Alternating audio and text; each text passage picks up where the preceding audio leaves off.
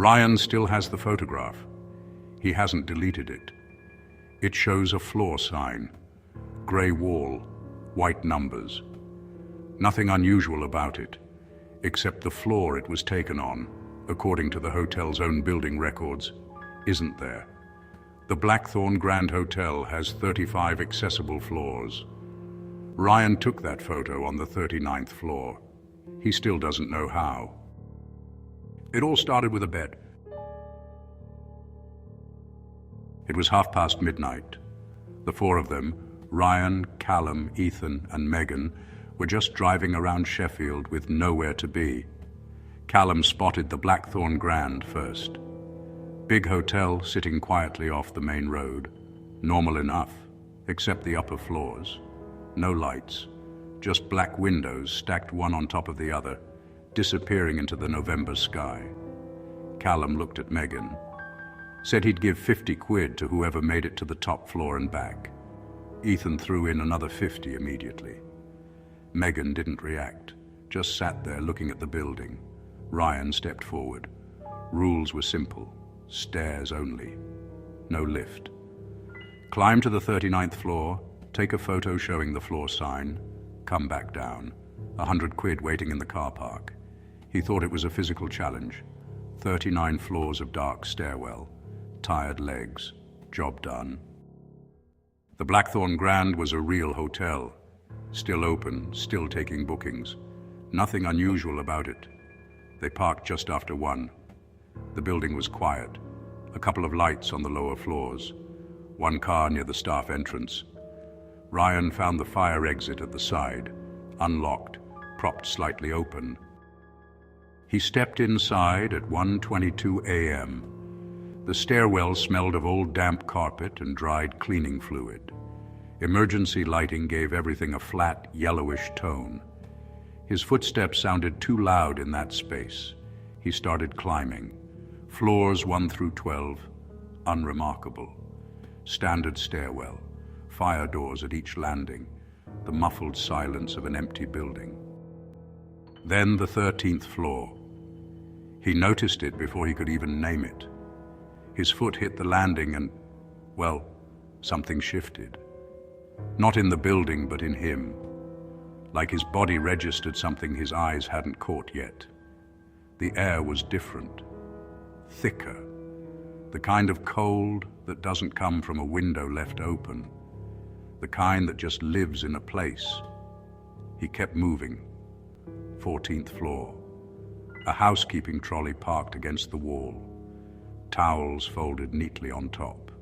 Blue spray bottle on the left side of the upper rack. 1:30 in the morning, no housekeeper anywhere. Evening shift left over, he thought. Happens in hotels. 16th floor, same trolley, same towels, same blue bottle in the same position. He told himself it was a different cart. Hotels have multiple trolleys. He kept climbing. 18th floor, a painting on the landing wall. Dark countryside, grey sky. Tilted a few degrees off.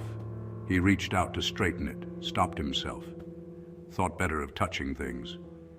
19th floor, same painting. Tilted the exact same degrees. He stood there a moment, his own breathing audible now in the stairwell. He hadn't noticed when that had started. He kept going.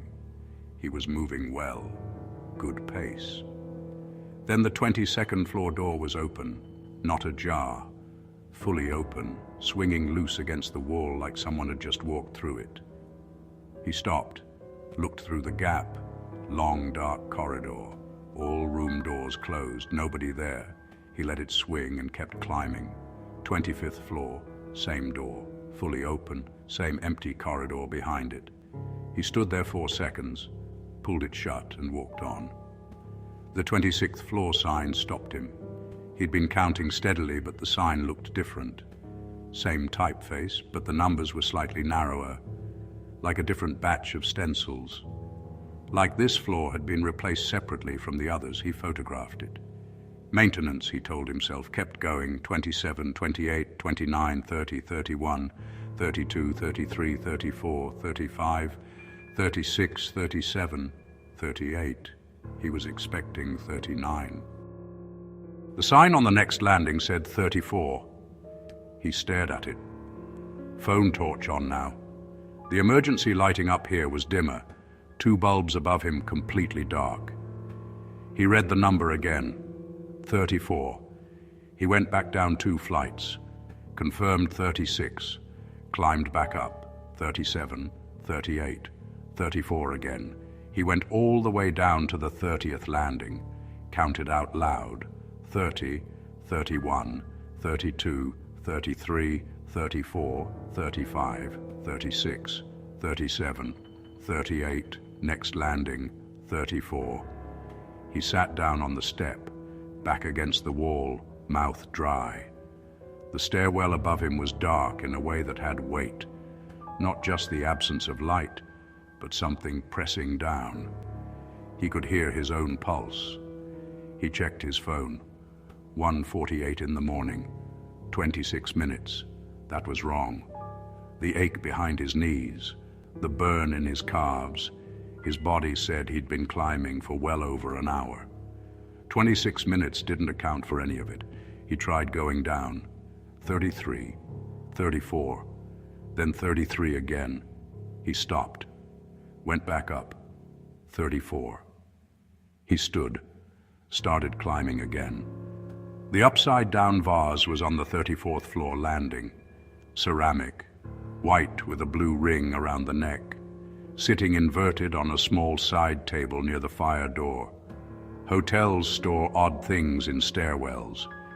He moved on. He hit 34 again. The vase was there again. He went down deliberately this time, came back up. 35, 36, 37, 38, 34. The vase. He stopped and put his hand on it. Cold, not room temperature, not the ambient chill of the upper floors. Cold like something pulled directly from a freezer. He pulled his hand back fast. He sat down, pressed the heels of his hands into his eyes. His phone said 2:11 in the morning. He'd been inside 49 minutes. His body said otherwise. His body said hours. He turned his phone off, back on, 2:11. He waited, 2:12. He stood up. Didn't count this time, just climbed 35, 36, 37, 38, and then 39. He stood on that landing, staring at it. Just like that. After everything. His hands were shaking when he photographed it. Flash on, the sign sharp and clear, in the same slightly narrow font he'd first noticed on the 26th floor. He pushed through the fire door. The 39th floor corridor stretched ahead of him, long, low-lit, amber-toned. Most room doors closed. Overhead lights at half power, that orange glow that makes everything look older than it is. He walked in a few steps. At the far end, maybe 30 meters ahead, the corridor hit an intersection, another hallway crossing left to right. Someone walked across it. Not ran, walked, unhurried, casually, the way you move when you belong somewhere. A woman, young, mid-20s, deep burgundy dress, tea-length fitted bodice, slightly flared at the skirt, the kind of dress you'd wear to a hotel dinner, hair down, head slightly tilted forward, left to right, easy pace, gone past the corner. Ryan's first thought, his honest first thought, was hotel guest. Someone who'd had a long evening, completely normal, completely explainable, except no sound, not a single footstep, not the whisper of fabric, not the soft compression of shoes on carpet. He'd been alone in this building for nearly an hour. His own breathing had been the loudest thing in it. That woman had crossed 30 meters of corridor in complete, total silence. He stood very still. Then something in him said, "Go check." He didn't want to. Every part of him had already made its decision. Stay exactly where you are. But his legs were already moving. that horrible autopilot that kicks in when your mind is still catching up to what your body already knows. He reached the intersection, turned right. The cold hit him like a wall. Not the building's ambient chill, something concentrated, targeted. The kind of cold that gets behind your eyes and into your back teeth. He looked down the right corridor. It was a wall, flat, unbroken, plaster slightly yellowed, a single frame print hanging off center. The hallway simply ended, directly where she had turned. No door, no alcove, no gap. Nowhere she could have gone. The burgundy dress. He'd seen it clearly. He'd seen the fabric move as she walked. There was nowhere she could have gone. Down the corridor, a room door was moving, slowly. Swinging open by centimeters the way a door does when a mechanism is too loose to hold. No draft, no reason. Ryan stepped back.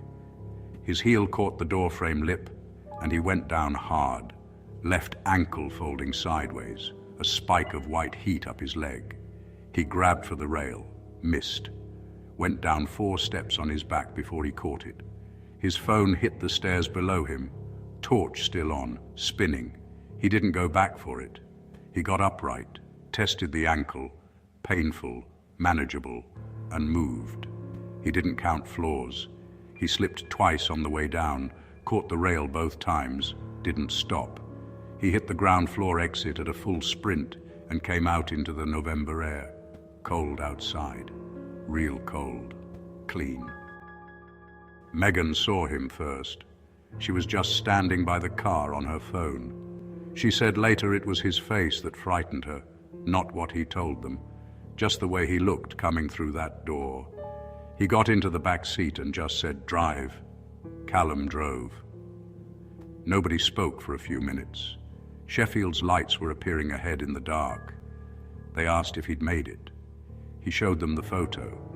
Floor sign. 39. Clear as anything in that slightly narrow font. He told them about the floors, the loop, the 34 that kept reappearing. Callum said nothing. Ethan looked at Callum, then back at Ryan. Then he told them about the woman, burgundy dress, walking, no sound, the corner, the wall. Nobody said anything after that. His ankle was a mild sprain, confirmed the next day. He didn't tell his GP how it happened. 10 days later, Ethan pulled the building's fire safety documentation from a 2011 public filing. Emergency evacuation map, full floor layout. The lift shaft stopped at the 35th floor. Floors 36, 37, 38, 39, listed as structural storage and mechanical services. Non-accessible. No guest rooms, no corridors, no reason for anyone to be there. Ryan had stood in a corridor on the 39th floor, had photographed a sign on the 39th floor, had watched a woman in a deep burgundy dress walk across a corridor that, according to the building's own official record, did not exist. 3 weeks after that night, Megan sent him a link, an archived local news article, 2003. A woman found dead on the premises of the Blackthorn Grand Hotel. It named the floor, the 39th. The article included one photograph, a formal picture. Hotel function, soft gold background. A young woman, mid-20s, dark hair down, looking slightly off to one side of the camera. And she was wearing a dress, T-length, fitted bodice, slightly flared skirt, deep burgundy, almost wine-colored. Ryan stared at that photograph for a long time. He'd been telling himself for 3 weeks that what he saw had a rational explanation. Guest, staff member, trick of the light and an exhausted brain at 2 a.m. But that dress, that specific shade, that exact cut. He'd seen it catch the amber light as she turned the corner, into a wall that had always been a wall. He closed the browser, opened it again, closed his laptop and didn't touch it for the rest of the night. Some things you can almost explain away. That dress wouldn't let him. Ryan hasn't been back to the Blackthorn Grand. He said the thing that still gets him, not the looping floors, not the woman, not the impossible corridor, is the time. He was inside that building for just under 90 minutes. His phone showed 49 minutes. 41 minutes he cannot account for. 41 minutes that apparently didn't happen. 41 minutes during which he was climbing alone in a dark stairwell with no memory of what was happening around him. He said it's that number, not the woman, not the wall, that keeps him awake. Because at least with what he saw, he has something to point to. Those 41 minutes are just gone. And whatever the Blackthorn Grand was doing with them, it has never told him. Ryan Fletcher's account of the Blackthorn Grand Hotel has never been formally investigated. The hotel remains operational, still takes bookings. Staff do not discuss the upper floors with guests. The 2011 fire safety documentation is on public record. A lift shaft that ends at the 35th floor. 4 floors above it listed as structural and mechanical, non-accessible. The woman in the 2003 article was never identified as a former employee or guest. The circumstances of her death were recorded as inconclusive. The Blackthorn Grand has been holding whatever it holds for a very long time, and it is patient. If you find yourself in a hotel late at night and you notice the lift doesn't go all the way to the top, don't take the stairs to find out why. We'll be here waiting. Next week, same day, at 3 a.m.